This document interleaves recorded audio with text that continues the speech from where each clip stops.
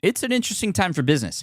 Tariff and trade policies are dynamic, supply chains are squeezed, and cash flow, it's tighter than ever. If your business can't adapt in real time, you are in a little bit of hurt. So how do you get full visibility and adapt in real time? Over 42,000 businesses trust NetSuite by Oracle, your AI-powered business management suite. It brings accounting, financial management, inventory, and HR all under one roof. NetSuite is the #1 cloud ERP for a reason. It's your single source of truth, giving you the data and control you need to move quickly. Real-time forecasting helps you move into the future with confidence, and with AI built in, you can automate the busy work and focus on strategy. NetSuite helps you see what's stuck, what it's costing you, and how to pivot fast. If I were running a business with a lot of moving parts, I'd use NetSuite for full control over everything. Tame the chaos with NetSuite. If your revenues are at least in the 7 figures, download the free ebook, Navigating Global Trade, 3 Insights for Leaders at netsuite.com/SPI. That's netsuite.com/SPI. The perfect product launch. It's the goal for every brand marketer. High heat, fast sellout, and fans posting recipes like trophies. What do Sydney Sweeney's soap drop, Taylor Swift's tickets, and your next launch have in common? Well, they're not bought, they're bragged about. Fanfare turns your drop into a moment. Fanfare cues real fans, blocks bots, and builds launch experiences worth screenshotting. Want hype without the heartbreak? Get Fanfare's 5-step hype drop playbook with our proven success formula and make your next launch unforgettable at fanfare.io/playbook. Again, fanfare.io/playbook. I think the pendulum is swinging more towards people just wanting to add their take, right? Just there's so many interview podcasts out there. I think it's a red ocean. Whereas I think when you look at like Andrew Huberman, for example, the doctor, I was at a longevity summit and he said that he spends about 12 to 100 hours doing research for one episode. And it would take him anywhere from 3 hours to 11 hours to record just one episode. And it's all research that he's done. Occasionally he'll have a guest on, but that to me is an evolution of where things are going. I had somebody recently ask me, Pat, how do you stay up to date on everything that's happening in the online business space since you're doing all this other stuff, right? I'm running companies, I'm advising, I have this Pokemon YouTube channel, but how are you still up to date on things that are happening in the world of online business so you can stay on the forefront, so you can best relay that information, all those kinds of things? And my answer is always to follow and find those, or find and follow those who seem to be really, really integrated into all of that, who seem to be hustling in the world of interviewing, who seem to be showing up all the time, whose names keep coming up kind of no matter where you go. And one of those people that I follow is Eric Siu. He has an agency called Single Grain, and he has a couple podcasts. He has a podcast that he co-hosts with Neil Patel, who's been on the show a few times, a very, very prolific marketer.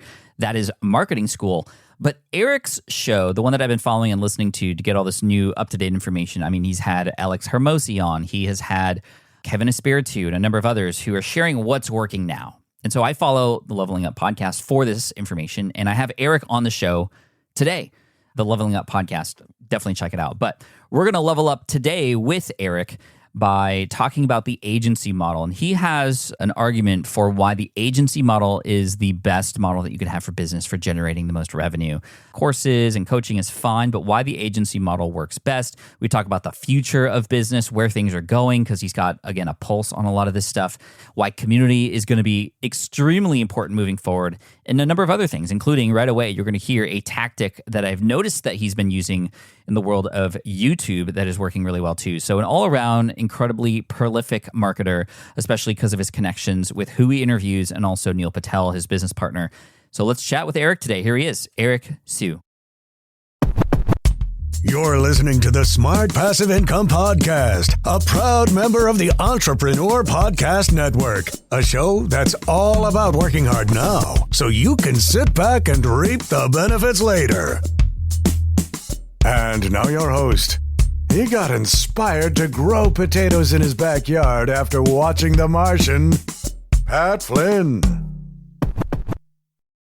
Eric, welcome to SPI. Thanks for being here, man. Yeah, thanks for having me again, man. Always good chatting with you. Even before we get into a little bit of your background, I want to ask you about something very specific because, and this is very selfish of me, you had mentioned somewhere that there was some new YouTube tactic that was working for you to get videos to explode a little bit. Can you tell us what that is? Can you just share that? Is that too much to ask? Oh, yeah, totally. So Do you remember Jubilee, the YouTube channel? Yeah. I personally haven't watched much of it, but okay, good. So you're more cultured than I am when it comes to YouTube. So I had the Jubilee. This guy was early employed there. Eventually, he rose up to becoming the chief strategy officer there. His name's Ryan Hashimi. And he said, look, a lot of YouTubers aren't doing this right now, but this is the easiest way to get more views, especially if you have someone that has a large YouTube following, right? And so we did an interview. And in the first couple hours, like I was like, okay, this is like, 7 out of 10, 8 out of 10. This isn't going anywhere, right? When you look at YouTube Studio, it's not ranking very high. It's not top 3. Usually if it's top 3, you might be going somewhere for those of you that are maybe a little new to YouTube. And so I was like, okay, it's not really doing anything. I'm going to try this Ryan Hashimi tactic. This guy has grown his YouTube to, he's gotten 5 billion views for Jubilee. He's done a lot of crazy things. Mr. Beast tried to poach his employees. So he's like, he knows his stuff when it comes to YouTube. So I was like, I'm a little skeptical. But I asked the guest, and keep in mind at the time, the video had 200 or 300 views or so. Right after he posted it, the graph, and I sent you a picture of this, but the graph went parabolic. It went flat and it just shot up, and it's continuing to shoot up right now. The video relative to my channel, it's pretty good for my channel. It's got 107,000 views so far, and it's continuing to climb. That's great. You didn't change the title, change the thumbnail. You literally just did this one thing. Exactly. And all he told me to do was just ask the creator to post it to their community tab. And when they post it to their community tab, YouTube, other people, they see it as a new video that was posted. And that's why the video ripped. Wow. Okay. So if you are on YouTube and you have a guest on your YouTube channel, or maybe you even just mention another person, see if you can get that person to post it on their community tab, which is not a big ask at all. It's not a lot of friction to do. It doesn't really cost anything. There's no worry around that. And that seemed to shoot it up. Have you tried this again? I haven't tried it again. So you and I did an interview, and I thought we had a great conversation. It was 2 hours, but the video didn't rip, right? And I was like, that's a waste of a conversation. And it's not doing a service to you either, right? It did well for audio, but I'm like, for YouTube, that's where it's at.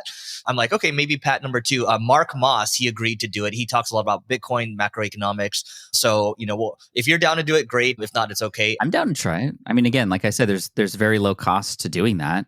So we'll do that and see what happens. But this is what I love about you and your partner, Neil. You guys always come with these strategies that it's not even download this tool and do these hacks. It's literally just think about how to do this in a different way. What's it been like to work with Neil, who's been on the show several times? A lot of people know him as a founder and as sort of very prolific content creator, blogger, marketer. What's it been like to work with him? It's actually a really good partnership because we both took, I forced him to take this personality test. And this personality test was created by Ray Dalio and Adam Grant, more so Adam Grant than Ray Dalio. And Ray Dalio is the hedge fund manager. Adam Grant's a psychologist, best-selling author. And this is the best personality test I've ever taken. It's called Principles U. And so it's you.com. It's free. So it's really interesting because Neil and I we're polar opposites, right? When it comes to being creative, I'm super creative and he's not. When it comes to being super direct, he's super tough on people. I'm not. I'm kind of in the middle on that. But he's also maximum on detail oriented. I'm very low on it. But we're both very practical people, right? So the partnership works out and we're both very honest with each other. What I would say is working with him, he brings a lot of numbers. He's a very numbers driven guy at the end of the day. He brings a lot of research.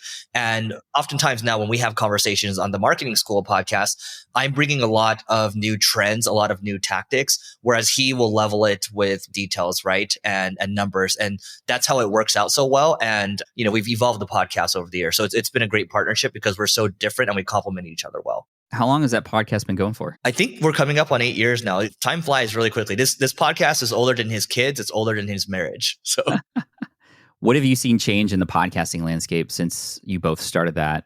This is a Marketing School podcast, right? And what has changed and how are you promoting it? How are you still making it work now? We talked about this yesterday. So I literally got back from Miami and then we drove straight to his place and we recorded. And we were just saying how I think Tim Ferriss said this recently, that it's almost impossible to be the next Oprah because back in the day, there's only a few channels and only a few hit shows. And she had one of the hit shows. And that's why she became so famous. And she held that attention for so long. Now with today's algorithms, someone might become famous and they'll be yesterday's news very quickly. And so the half-life of fame goes down quite a bit. And what we said is, we have to continually reinvent ourselves. And so our podcast, the way it used to be when we first started, was really the first 2 to 3 years or so, Neil and I were just sharing everything that we knew, all the tactics that we knew. But eventually we realized that we're just repeating ourselves over and over, and we had to change up the content. And so what used to be a 5 to 10 minute episode for all 7 days has now changed into, it eventually morphed into a weekday episode for every 5 days. And it was 15 minutes. And now it's morphed into just a 90-minute conversation that him and I have, and we just riff off of stuff. And we're constantly testing things, and it makes for much better shorts, reels, and TikToks. We share a lot more stories, and that's helping more with a brand new YouTube channel that we started there. So we'll see how it goes. But I think the key takeaway here is that we have to continually reinvent ourselves. Otherwise, we're going to be yesterday's news. And same thing with you. You've continually reinvented yourself over the years, and it's because you have to. Otherwise, people aren't going to pay attention anymore. Yeah, I mean, we at SPI have converted over to community centric. Our courses aren't even what we promote anymore. It's literally the community, but also myself personally, I've reinvented myself in a way, or have added to it or supplemented it with all the Pokemon stuff, which we went pretty deep on in that conversation on your channel. And by the way, Pat, like I like, just to back up a second, when I think about the other podcast that you were on, Leveling Up, I'm like, okay, I've done so many interviews over time. I'm just like, I think the pendulum is swinging more towards people just wanting to add their take, right? Having more conversation. So here, I feel like we can have a conversation back and forth. Whereas because there's so many interview podcasts out there, I think it's a red ocean. Whereas I think when you look at like Andrew Huberman, for example, the doctor, I was at a longevity summit, and he said that he spends about 12 to 100 hours doing research for one episode. And it would take him anywhere from 3 hours to 11 hours to record just one episode. And it's all research that he's done. Occasionally he'll have a guest on, but that to me is an evolution of where things are going. So sorry to interrupt, but yeah. No, that's a great point. So what are you inferring about the idea of just starting a podcast and having it just be an interview show? Is that even worth the time now because we can't become the next Oprah? Or can we become the next Oprah in our own little niche? Because that's how you can still make a name for yourself if you narrow down who it is that you're speaking to. I'd love your thoughts on that, because I mean, we don't have hundreds of hours to put. I mean, this, for many of us, it's not our sole profession to do what it is that we're doing on our podcast. So do we not do the interview shows anymore? Is it too red ocean? I think it's a mix. I think it's a mix of, you could have some interviews, but for example, you've been in business for a while. I've been in business for a while. We have our hot takes. We have our spin on things. We have a lot of stories to share. For example, Pep from Conversion XL, now it's called CXL. He just did an announcement yesterday. He's like, I'm changing my podcast format. I have a lot of hot takes, and I'm going to focus it more on mostly me talking, right? So he's doing away with the interviews completely. I don't want to go that far because I enjoy having conversations with people like you. And so I think it's a matter of, hey, these are my experiences. Like I'm running my business right now. There's a lot of things I'm going through, looking at buying other businesses, looking at investing in other things. So I want to be able to share those experiences so people get to understand me more. Because one of the biggest things I realized in the last couple of, this is like maybe a month ago or so, someone had reached out to me and said, oh, you're actually more legit. You're way more legit than I thought you were. And I was like, what do you mean by that? He's like, oh yeah, because your YouTube channel is just interviews, and I don't really know who you are, right? And then he like, when I mentioned a couple other things like YPO and all these other, he's like, oh yeah, you're actually an entrepreneur. That's not a good thing, right? And so I'm like, how do I change that? Yeah, and then plus the idea of the interview itself being time with the person you're interviewing, and that relationship could be built. I mean, you and I got to know each other over the 2 hours that we sat together in your studio, and then here we are furthering that relationship here. And whether people end up listening or not, that still benefits both of us in terms of our relationship together, which is great. What other creators or who else are you watching or listening to right now that's making an impact on you, and why? Yeah, I would say, I'll be very honest with you. I love Alex Hormozi as a friend. I love Layla as well. And you know what's interesting? Not that I don't love them anymore. They actually, so I kind of stopped watching the content, right? Because it changed in the last couple of years or so. I actually watched a video that he did on YouTube yesterday, and he's like, I'm changing everything. I'm not going for wide audience content anymore. I'm going to narrow it down. I'm just going to focus on business people because, if I make relationship videos, it's going to be relationship people that are looking for it. If I make, shorts, it's going to be mostly people that are looking for shorts. But ultimately, we need more applications so we can buy more businesses. And I think, again, it's like a lot of people are pivoting into like what works again, right? It's not trying to go wide anymore. It's trying to go narrow. And so that one really resonated with me because that's exactly what's been on my mind right now. So I would say him. I would say I like what Sam Ovens is doing with school. So I was fortunate enough to invest, and they're growing like a weed right now. And so what I would say is I'm watching some of the top school groups. If you go to school, SKOOL, you can see some of the top groups there.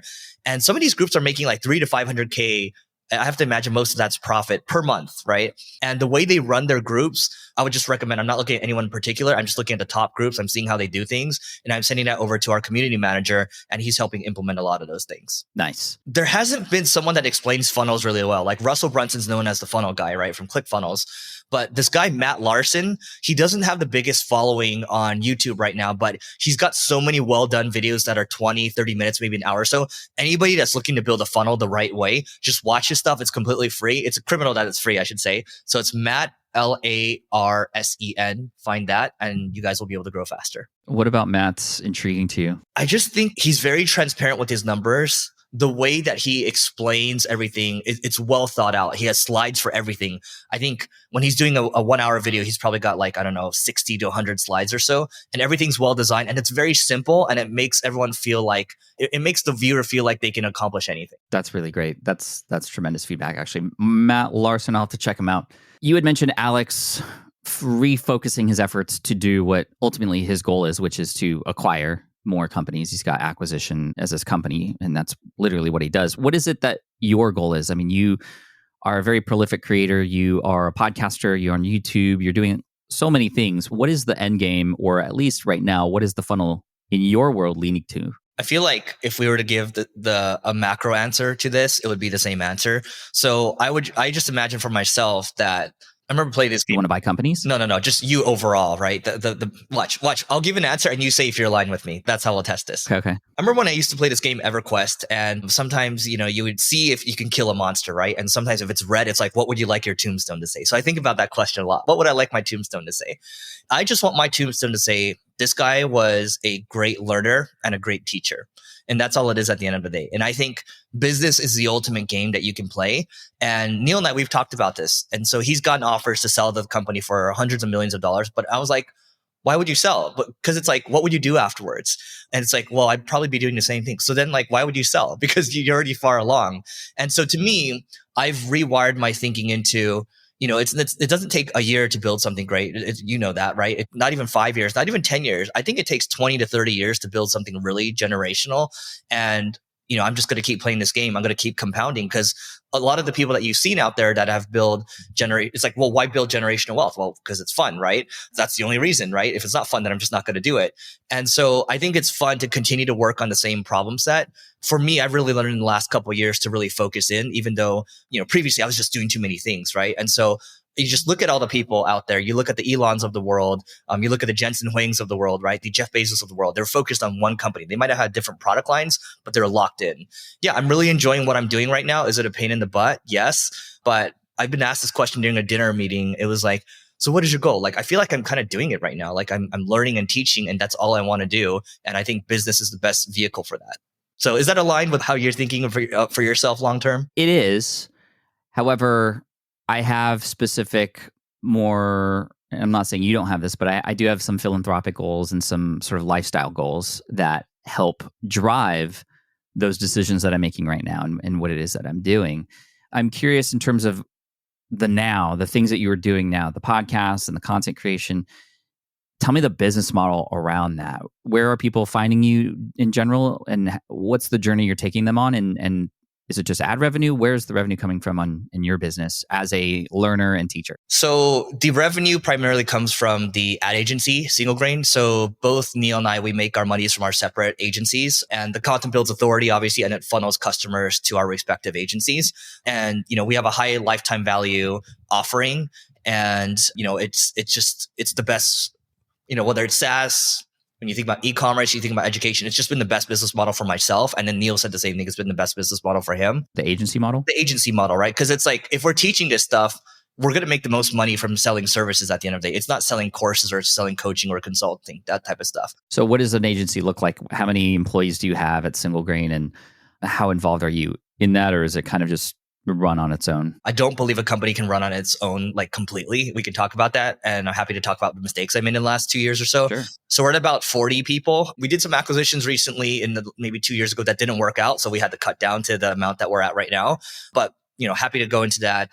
And I think that's what you asked, right? How many people we have? Yeah. I mean, when you started that agency, was it just you kind of providing those services? And what were kind of your first steps there to start to scale that? The story with this, I don't know if I ever told you this, but Neil's cousin started the company. And so I worked in tech before, and I came into the company, and the goal was to help turn the company around.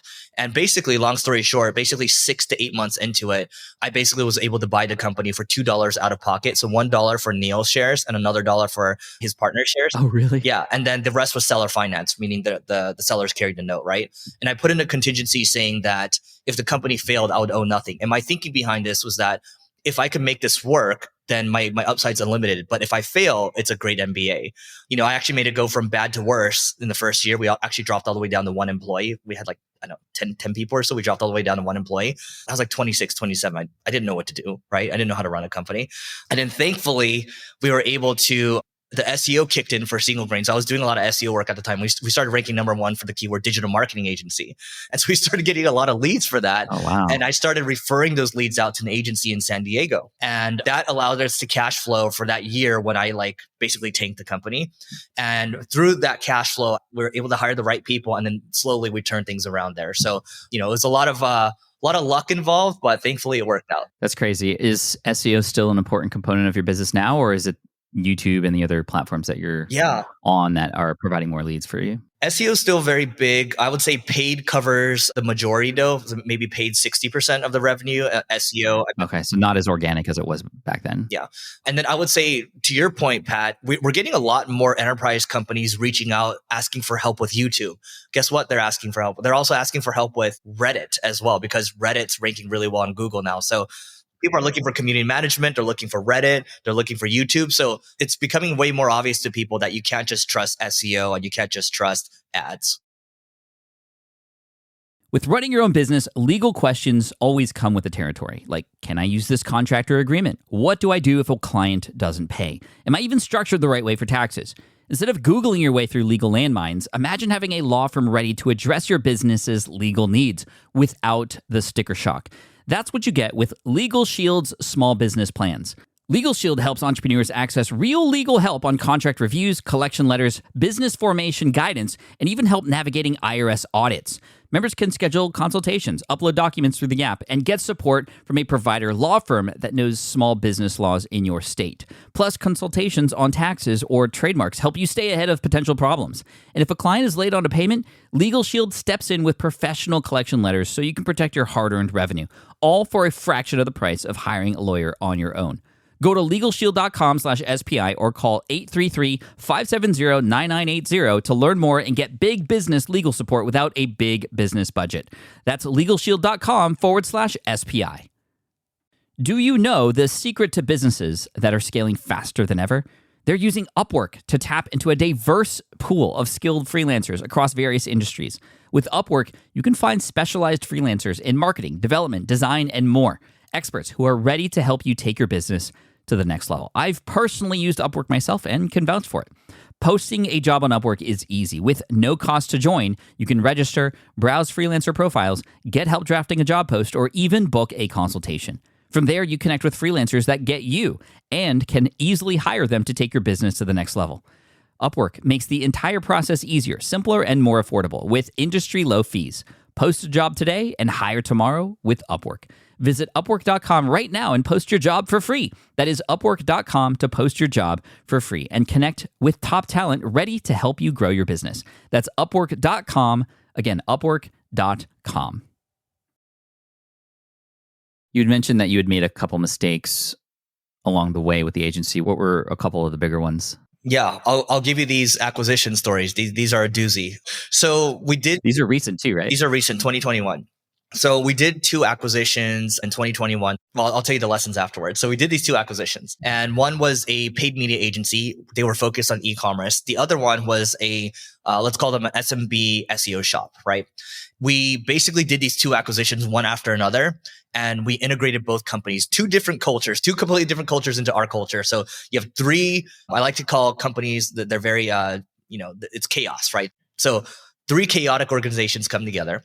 And with one of the companies, there's an executive that came with it. And, I was kind of lukewarm about this person, but I was like, okay, let's give it a shot. Because, Pat, at the time in 2020, 2021, the cool thing is to hire someone, hire a GM, hire a CEO, and get out of their way and let them do their thing, right? So I drank all that up. I was like, sounds good to me. So I was like, okay, this person has a lot of agency experience. I can go do other things now. I can go focus on the SaaS. I can focus on other stuff. We hired this person, and basically 2-3 months into it, their family member got really sick. We're talking stage 4 cancer here. So I said, hey, look, you know what? We love you. We got you. Go take care of your family. We're going to put you on paid leave. Okay. And so she goes on paid leave. And basically, like clockwork, each week, someone's resigning from Single Grain. And we're like, what's going on over here? Like, do we suck? And this keeps going on. This is from like December of 2021 all the way into like January of 2022. Okay. Then in January of 22, we get a call from a law firm, or a lawyer, I should say. We get a call from a lawyer from another agency. And we're like, did we get in trouble? Did we do something wrong here? This lawyer says, hey, we hired this person, and they showed a bunch of screenshots, and this person had actually poached a bunch of Single Grain employees to this new company. And this person actually stole a $2 million a year client from Single Grain. And this person then tried to go do the same thing to the other agency. And then I found out later, because the agency prior that this person was working at was a YPO member. So I was like, hey, like what happened? And this person was like, oh, this person did the same thing to us. Basically, that's one of the things that happened. And you can imagine that something like that tanks the culture, right? I would say more than anything, I take responsibility for everything because I just wasn't involved. And I didn't delegate, Pat. I think a lot of people think delegating is just getting out of the way, but that's actually abdication, right? So that's the high level. I'll pause for a second because I've been saying a lot. Does that make sense to you? I mean, yes. I'm just trying to process all of that because that's a lot to have happen in a very short period of time. What does that do to you as a CEO, and like how do you rebound from that? I think the best CEOs, when they stare into the abyss, I don't know about you, but it's for me, I thrive in chaos. It's some weird thing. I do too. So I actually enjoy it when it's chaotic. And so I'm like, oh, this is like challenge accepted, right? I mean, if I could turn around a company the first time, if I could help turn around a company, it's by the way, it's the people that help lift it up, right? I'm like, I think I can do it again. To answer one of your other questions, I'm more involved than I ever have been. And Neil says that too, right? We had a little conversation yesterday. I was like, Neil, how long have you had MP Digital for? That's his agency. He's like, I had it for about 7 years. I was like, so out of those 7 years, how many years did you focus? He's like, all 7. I was like, okay, well, I've had Single Grain for about 9-10 years. You know, we're very close. He's watched the journey, right? He's like, you probably focused like 2 or 3 years and you're more focused than you've ever been. I'm like, yeah. Pat, you and I, we probably read a lot of different books out there. It's like, you know, focus, focus, focus. I never took it that seriously until I got slapped in the face a couple of times from these acquisitions. So what does focus mean to you now? Are you not doing other things or have put a stop to other things in order to put more time into this? Or what does that mean exactly? Yeah, I'm very locked in on Single Grain, from fixing the current problems to looking into the future with AI agents and everything like that. I'm happy to talk about that. And then I'm just focused on content creation. And then the little side hustle that Neil and I have that we're building in public right now is we're building like a YPO or EO for agency owners, right? We're calling that the Agency Owners Association. And so that's our community for agency owners. Our goal with that one is to have that community, but also eventually think about, hey, who might be looking to partner up? Who can we potentially partner up with or acquire down the road? I like that. Tell me about the AI thing that you were just mentioning. Yeah. So have you read up about the concept of AI agents? Is this similar to having bots created that can kind of voice your company and be support, or am I thinking about something different? No, you're correct. So an AI agent, that's a really good example, is Klarna published a case study recently, and they serve a bunch of e-commerce companies, I think, or they're an e-commerce company. Basically, they created these AI chatbot agents, right? And these agents solved about 11 million tickets or so. And they took the average customer support ticket from 11 minutes down to 2 minutes. And they basically did the work of 700 customer support agents. And Klarna is estimating that's going to add about $40 million to their bottom line. And that's pretty significant, right? So that's at its core, that's an AI agent. But when you think about agents at another level for developers, so you can have, you know, developer agents reviewing your code or helping you rewrite your code or refactor your code, right? Or when you think about marketers, well, what if you have a marketing agent helping you with programmatic SEO or programmatic conversion rate optimization, right? Or helping you basically handle a sales call and then basically take it from inception to the very end of it. And so there's a lot of people in tech right now. You have the founder of Box. You have Brian Halligan, who's the former CEO of HubSpot. Everyone's talking about how this is going to make a major difference in the next 5-10 years or so. And so that's something I'm really excited about. And we're building a lot of things internally. Even though I'm focused on Single Grain, there's a lot of things that we're building for ourselves, and we're super excited about it. And so that's what AI agents are. And then there's another piece to it, but I'll pause for a second. You're building your own agents for your own customer service? So right now, what we're doing, Pat, is I guess I probably have to explain programmatic SEO and programmatic CRO first, and then I'll tie it together. Does that work for you? Let's get nerdy, man. Let's do it. Okay. So, TripAdvisor, right? They drive basically 113 million visitors per month from Google alone. So that's a lot of SEO traffic. And if they're paying Google for that traffic, they'd be paying $66 million a month, which is a lot of money. And they rank for about 124 million keywords. Now, is it that their content's amazing? No, not necessarily. It's because they're creating a lot of these pages, millions of pages programmatically. So fun things to do in Rome, fun things to do in Japan, things to eat in Kyoto, right? You get millions of these permutations that are all created, these pages that are created programmatically. And these pages will, show links to, cool things to do in those areas, and they'll cross-link to other things. And so you have a bunch of these pages, and TripAdvisor, the website, it's been around for so long that the website's authority is so high, right? So it has a lot of links pointing to that site. So when you have a high authority website and you're pumping out a lot of these pages programmatically, those pages are typically able to rank. It's nothing necessarily new, Pat, but it's something with the advent of OpenAI's API, it makes it a lot more accessible to people like you and me. So when you say programmatically created, this is not a human being sitting down to write these things. These things are being auto-generated. These are being auto-generated, but that's the key thing too. You want to make sure that you're quality controlling these, because if you're putting out hundreds of thousands of pages of crap, then you're not going to do well, right? And so what we've done, like an example of one thing we built internally is, even though we're creating these pages programmatically, we built a quality score tool. So if some of these programmatically generated pages aren't getting traffic in the first 30 days, like zero traffic, we're just automatically going to delete them. And then usually when we first start doing it, we have a human in the loop to just make sure to spot check things. All that to say, Pat, is if we're generating these pages at scale, right, that also gives us the opportunity to optimize the conversion rate of these pages at scale. So let me give you an example. We have a page for conversion rate optimization services for single grain. And our typical call to action for our agency is work with us. Okay. Now what we do is we just use the AI to scan the context of the page, and it'll come up with a new call to action. So the new call to action is optimize your conversions. Okay. That leads to about a 60% increase in conversion rates on those pages. So that's programmatic conversion rate optimization. So do those two make sense? PCRO and PSEO? They do. Is that in real time, or is that while the programmatic content is being created that the AI comes in and determines what the best call to action? Yeah. So you can do it right after the page is completed, and then you can run it again, right? And so what we're doing is we're basically figuring out, we're starting with PCRO, right? So if you want to do programmatic CRO, we're building an entire interface that's able to help people do that at scale, right? So we're looking at target travel websites, e-commerce websites, because they have a lot of pages at the end of the day. That's where we're starting. And the way we see this, Pat, is we might start with programmatic CRO first in terms of building a platform for people and then serving people in the back end using our service team. And I'll talk about that in a second. But high level, if the world is going towards AI agents, how do we just build an entire customer acquisition platform that leverages AI agents, that has a human in the loop, that has humans in the loop to help there, right? Because, the old days of needing thousands of people for agencies, that's probably going to go away, because you're just not going to need that many headcount to get these things done. Like eventually computers are going to be smarter than us. Man, it's crazy to think about where things are going. And I have a question that may be on the audience's mind right now, which is, and I know this is a guttural reaction from most people when it comes to programmatic content like this, it's just like, we're all just adding more noise out there, and we're all just kind of creating this content that just like seems to create more of a mess and more overwhelm for people.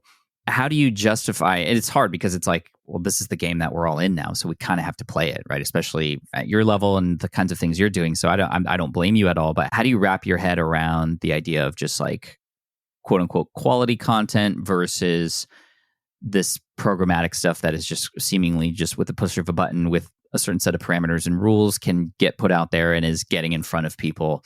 How do you play that game and feel good about that? Great question. So the way we look at it is you have to balance it out with quality content. And so we have, with the Marketing School podcast, that's 90 minutes of recording every single week. And then there's podcasts like I do with you and me. And if I could get this recording later, but there's so much content that you and I are producing. And so we think about it from an AI assisted content standpoint. And what I mean by that is, let's say we take this podcast that we're doing, I don't know how long we're going to go for, but we'll take the transcript from this And then we will have OpenAI basically will say, hey, take this transcript and convert it into a blog post. And so basically it'll give you like, a blog post that's maybe 60, 70% done. Then we'll have a human in the loop come in. They'll fact check, they'll add context, they'll add links, they'll add media to it, and that makes it into a blog post. But that decreased the cost of the blog post by about 80 to 90%. And we're way more efficient with pumping them out. And so it's a huge balance of AI assisted content and programmatic, right? And just to go a little deeper on marketing school, Neil and I were talking about so many trends. There's a lot of threads to pull on where they can become entire blog posts. That allows us to stay ahead of the curve while balancing out the programmatic piece. I think if you're just going to create a brand new website and spam with a bunch of programmatic content, you're not going to get much results. I love that. And I love the idea of repurposing and taking something bigger, chopping it up. And you're right, with podcasts like this, I mean, even in this episode, we're talking about 5 to 10 different topics. And, there's a couple more that I want to go into. And where I want to go next is just the future of content creation. What does that feel like to you? And I know that you have some insight because you always talk about this with Neil as well. 2 or 3 years from now, what is a content creator doing to support their business, to make a living? Because it's not what it once was, and it's not going to be what it is now. Where do you think things are going? Let me respond to your question with a Google quote here. So even Google themselves, they don't know where SEO is going in the next 5 to 10 years. So, and I'm just using SEO as a channel. I had a meeting with one guy who has an SEO company. He's not even sure what to do next. In fact, after we met, he's like, hey, do you know a couple of people I can talk to? Because from a product standpoint, I don't know what to do, right? Should we, open it up and just, create content for people? I'm like, but then you're doing the same thing as everyone else. And so what I would say is for the next 3 years, don't know, right? I think SEO is going to change very, very drastically. I think the 10 blue links, we've had the 10 blue links for like 30 plus years or so, right? When you search for stuff. I think people that are actively experimenting with things such as yourself and sharing, they're learning and they're teaching, those people are going to continue to be able to build an audience, and they want to diversify as much as they can to where their audience is hanging out and where the organic reach is, because you and I both know that organic reach is very fickle. But I think my bet is if I had to put all my eggs in one basket for the next decade, if I had to pick one channel, it'd probably be YouTube, because second largest search engine. And the fact that you and I are putting so much effort into it, it's like you longer than I have. So yeah, I don't see that going away. How important do you think having a personal brand is moving forward with how much content's out there, how mushy all of that is? I think the human to human connection is always going to be important, if not more important, especially after AI starts to sort of level the playing field for a lot of information and brands. How important do you think personal branding is? And what does personal branding mean to you as we think about the future of this space? Yeah, I think the personal brands that I'm used to following are people that stand for something. And so for me, I stand for learning, teaching, I stand for marketing, I stand for personal growth. I stand it's a mix of just trying to get better, right? At the end of the day. So that's what I would say. Man, I had something else I wanted to add to that. What was your question again? It might come back. Yeah, this idea of personal branding and how important that is in this world of AI that's kind of I got it. Thank you for within that. us right now. It came back. Okay. So to me, I talk often about how groups like Entrepreneurs Organization, so EO, and then YPO, like Young Presidents Organization, have changed my life. I think as we go into a world where there's so many deep fakes, you don't know who's who, you don't know what to believe anymore. And, you and I can speak each other in Chinese or whatever. I think that communities are going to be the retention mechanism. That's because people want human connection at the end of the day, right? In a world where it might be illegal to drive now because humans are so, we make so many mistakes when it comes to driving. It's only robots driving. It's only robots doing the work. I have no idea how that's going to look in 10 years, but I know for sure, I don't care if you're introverted or extroverted, you long for community. You long to hang out with like-minded people. And I think if you can be a consistent personal brand and eventually you build a community like you have, I think that's going to go a long way, because ultimately people stay for community. Amen to that. And it's a perfect way to end this, because I think there are so many communities out there that everybody has the ability to access, whether it's yours, whether it's ours, and in whatever space you're in. Pokemon, for example, we're seeing that as well. Yeah. So, man, this has been amazing. And I know that we could talk for hours, and we have before, and we definitely want to recommend people check out the interview that you hosted for me on your podcast. Where can they go see that? And where else can they go to find your work and your stuff? Yeah. So they can go to Leveling Up they can just search for Leveling Up in my name on YouTube. And then, if you want to listen to Marketing School, just type in Marketing School on YouTube or wherever you get your podcasts. And then you can just follow me on Instagram or Twitter. It's at Eric, ERICE, O as in orange, S as in sugar, IU. So at Eric Osu. And that's it. Thank you, man. Great conversation today. Super fun. And I look forward to connecting again with you soon. Yeah, thanks for having me. All right, I hope you enjoyed that conversation with Eric. Talked a lot about the future. I love what he said there at the end. It just shows that we at SPI are doing the right things by devoting and investing a lot into community to help you find your right people. And I know Eric's doing the same thing, and he's got his agency models, working with Neil still, all those incredible things. But I definitely think that, like he said, community is retention. That is going to be more and more important and prevalent, and it's why I'm grateful. I had already written the book Superfans in 2019 before I knew this was coming. And I'm just grateful for Eric and his friendship and all that he's doing on the Level Up podcast. You can check him out at Marketing School, his agency, Single Grain, and just all the things. So thank you so much for listening in. I appreciate you. Eric, thank you for being on the show. I know you listen to the show as well, and I'm looking forward to our next conversation and maybe another round of Din Tai Fung if we get together again. Anyway, appreciate y'all, and I'll look forward to serving you in the next episode. Cheers. Thank you so much for listening to the Smart Passive Income podcast at smartpassiveincome.com. I'm your host, Pat Flynn. Sound editing by Duncan Brown. Our senior producer is David Grabowski, and our executive producer is Matt Gartland. The Smart Passive Income podcast is a production of SPI Media and a proud member of the Entrepreneur Podcast Network. Catch you next week. Hey there, quick pause here because I have to tell you about a tool that completely transforms the podcasting workflow. Riverside. I get it. I used to juggle multiple platforms just to record one podcast episode. It was exhausting. Zoom for recording, Audacity for editing, and then a bunch of different apps just to create clips and social posts. I've tried other ones as well. They were okay, but they were clunky and super time consuming. That's where Riverside has massively helped. I can do it all in one place: recording, editing, repurposing, one platform, one streamlined flow. I just log in, record with my guests no matter where they are in the world, and just like that, studio quality audio and high resolution video all in one. And get this, even if your Wi-Fi glitches, Riverside records locally on your device so everything sounds and looks crystal clear. But here's my favorite feature, Riverside's AI editing tool. You can remove silences and filler words with just one click. Hours saved. With Magic Clips, Riverside also automatically finds the best moments and turns them into ready-to-post videos for YouTube Shorts, TikTok, Instagram, all without the extra editing. So if you're looking to level up your production quality and simplify your workflow, go to smartpassiveincome.com/Riverside and use code SMART to get 1 month free on the Pro plan. That's smartpassiveincome.com/Riverside, promo code SMART. It's built by creators for creators, and I think you're going to love it. I get it. You want to grow your business, but selling at scale feels overwhelming. You're drowning in complicated funnels, creating different lead magnets, or constantly posting on social media. And that gets exhausting fast, especially when you're trying to sell to hundreds or thousands of people. But what if you could sell at scale with a simple, powerful quiz? A Score app quiz or assessment asks your audience key questions and gives them instant personalized results based on their answers. Your audience gets to know where they are now and shows them the steps they need to hit their goals. You can set up a quiz in minutes using Score app's templates and have a powerful lead magnet that'll do the selling for you. The best part is your audience actually wants to take this quiz, and you build huge amounts of trust before you even make a single offer. No hard sales, no chasing leads, just value at scale. Get 50% off the first 3 months using the discount code SPI. Just head to scoreapp.com/SPI. Again, that's scoreapp.com/SPI.